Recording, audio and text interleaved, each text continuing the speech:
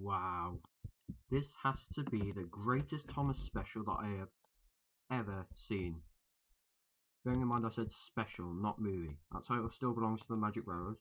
But, who knows, in the future Mr. Brenner may indeed make something great. Let's not lecture and let's get straight into the story. It turns out Thomas's branch line is under repair and Thomas is sent to the China Clay Works with Bill and Ben. After a brief chase, Thomas hears that his trucks are on the siding. Coming from Bill and Ben, this can only end so well. It turns out Hammersmith from Underground Ernie is on the tail of the train, and after a brief talk with Hammersmith, Thomas heads into a deep part of the clay pits. Here, Thomas sees a mysterious footprint before a landslide comes in to jumpstart the plot, and Bill and Ben save the day. Is it me, or is that somewhat familiar?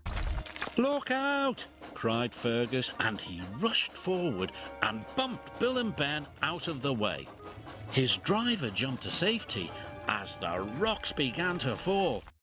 Ah well, the opening titles are okay.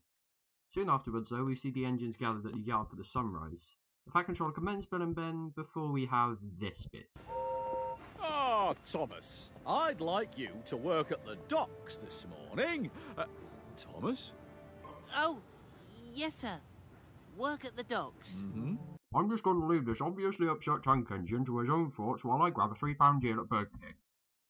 James and Gordon are jealous because, well, they're Gordon and James and they're just assholes. But at least someone notices Thomas' expression. Well, I saw something strange up at the clay pits yesterday. Really? What did you see? I'm not sure. I think I saw footprints, but I need to take another look. Footprints? Yes, that's it, Percy. One footprint in one clay pit in a thunderstorm must mean there's a monster on Sodor. Actually, that's pretty much my biggest problem with the special. Percy is way too quick to conclude everything. I know that's part of the moral, but it does get annoying, and it happens frequently. In fact, I'm just going to have a counter for all the times Percy plays Sherlock. That's one. Thomas then goes back to the Clayworks where he meets by our toy number 2, Marion. Marion is very special, I have to say. She's a good character, at least she has a personality, but she just plays absolutely no role in the major part of the story. The majority of the time, you don't even see her. Anyway, Thomas asks Hammersmith about a giant animal. Marion brings up dinosaurs, but Thomas, for some reason, doesn't listen to this logical explanation. Meanwhile, Percy is pulling trucks when... Oh! Oh!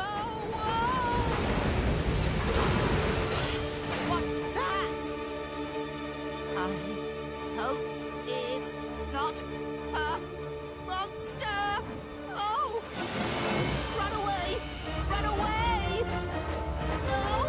Run away! Run away! Aha! That's 2. Nope, it turns out the engine is by my toy number 3, Gator. There has been some debate among the fans as to whether Gator is American or British, but after hearing his backstory, which is very well executed, I'm going to split the difference and say he's from Canada. Everyone happy? Good. Hey, it's the Dog Master. What is going on here? Those trucks should be in Vickerstown by now, Percy. Well, to be fair, if I was the manager of a port and the engine caused chaos by shouting about a mythical creature, this would be my reaction. You stupid, ignorant son of a bitch, dumb bastard! Jesus Christ, I've met some dumb bastards in my time, but you outdo them all. Get over there! The next scene takes place during the mail run, with, song. What's that just around the corner? Something in the rocks and trees. Thomas is then scared by Bill and Ben before shunting trucks for Marion, before once again we cut to Percy, who is falling between consciousness and unconsciousness. Oh no! Oh, Percy! Help! What's that? Ah, that's 3. Stop! You've left your trucks behind! Like, that's never happened before.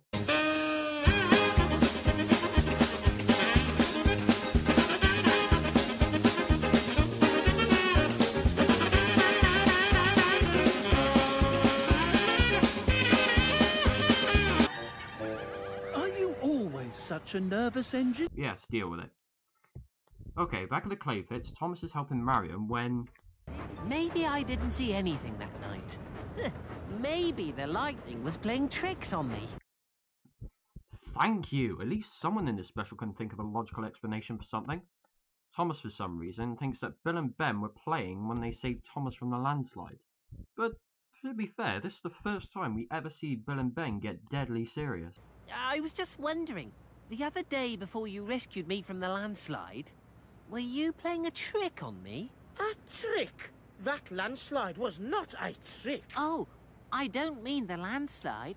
I saw something else. And we risked our boilers for you, Thomas. That's right. We could have been caught in that landslide too. Yeah! What he said! But on the downside, Percy is still concluding there must be a monster about. So Thomas takes the mail run and comforts Percy to say there are no monsters around. The next day, Thomas's branch line is reopened and James is sent for scrap. After minor confusion, James sees Percy on the line ahead.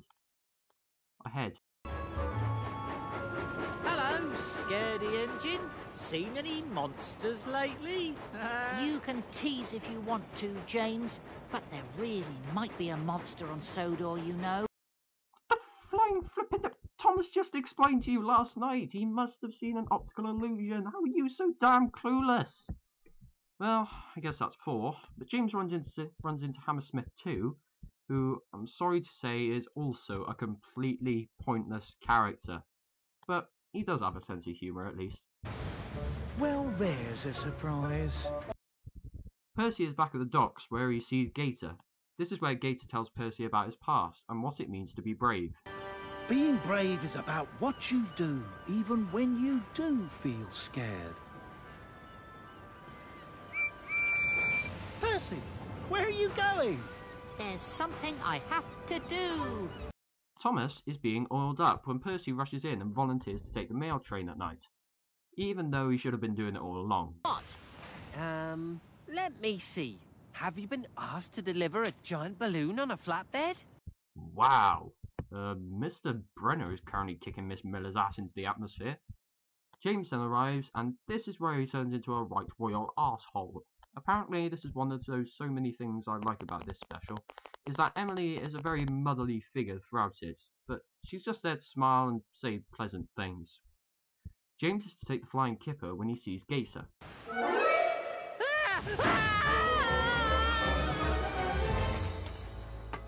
Not again. Oh.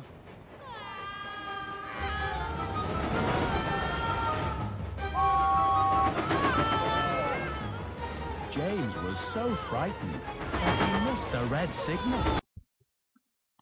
Okay, that didn't count, it's not Percy. But he does end up in the pond, which the other engines enjoy teasing him about.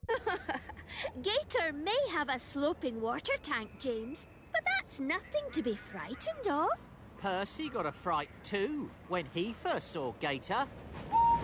Thank you for taking the flying kipper for me, James. Only you're meant to deliver the fish, not throw them back in the water. Okay, who else he thought he was going to say, you're meant to deliver fish, not swim with them? That night, whilst Percy is taking the mail run, James sneaks away and gets the remains of the Startugs, I mean this truck of scrap, and places it on the line so Percy will think it's a monster. Am I pissing you off, Fufu? Percy sees it done. 5! Although I could have just see the driver in this scene for some reason. Come on, Percy, said his driver. Off we go. Stop! You're going the wrong way. Percy rushes back to the sheds, but the other engines laugh. Thomas explains once again to Percy that there is no such bloody thing. Because there's no such fucking thing! Nonsense! There are no spirits! There's fuck all! Sorry, I just had to throw that in. Percy then makes up a perfectly logical conclusion, once again refusing to listen to Thomas's logic. 6! Percy, 6 times! I know your number's 6, but that's really pushing your luck. The next day, Percy and Gator share a song before Gator reveals he's going away, leaving a very sad Percy. Thomas then finds out James was behind the monster and orders him to apologise. But like most engines, Percy again refuses to listen. Percy then goes mysteriously missing and Thomas agrees to look for him. But Percy is... bloody hell! Percy, I know the engines were teasing you, but fuck, there's no need to go that far. Gator explains this to Percy, minus the language of course. After a pretty funny scene with James, Thomas remembers Percy talking about a boat trip. He rushes to the docks whilst James goes to the clayworks. Cranky then gets physically disformed. Oh, that's gotta hurt. The boat comes back, but it turns out Percy isn't on the boat. Oh boy, Cranky's not going to talk to Thomas for a while now, is he? It's bad news for Percy and James as James attempts to be brave, but ends up saying this. I'm the motherfucking T-Rex! I'm the motherfucking T-Rex! In fright, James causes a landslide, which ends up in the most awesome scene ever.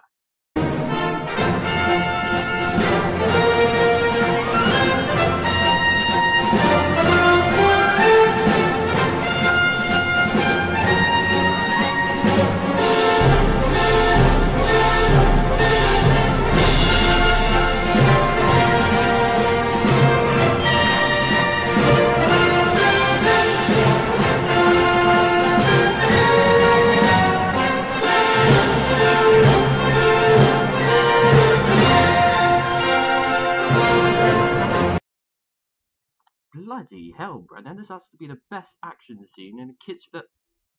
No, it is in fact the best animated climax I have ever seen. Luckily, nobody was hurt. I just love how his driver would fight him and then get out like, no one hurt? What about us? You okay? I think I've just shit myself. Marion then tells everyone that they've discovered a dinosaur, and after a very brief friend's speech, they go to the town square and see the dinosaur there. Percy then goes to say goodbye to Gator, and I have to say, this is a very touching scene for Percy's character. But I wanted to say goodbye, and to thank you. Thank me? For what?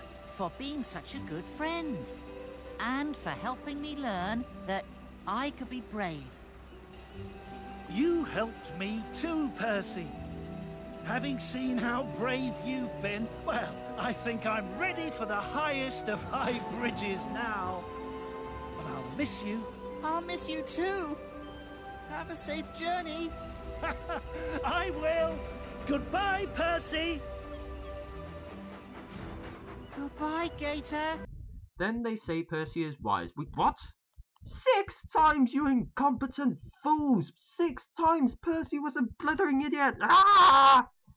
So overall, I enjoyed this film. Characters, well, some are a bit annoying. They do have a personality at least. Percy was a bit of an idiot, but then again, that's Percy and we love him for it. But the one thing I have to nitpick is why is James such an asshole the whole time? I mean, yeah, he can be, but he doesn't have to be. Ah well, overall, this is my favourite special yet. Keep up the good work, Brenner, and you're bound to make something to top the Magic Railroad. This is Trainboy9681, and thanks for watching.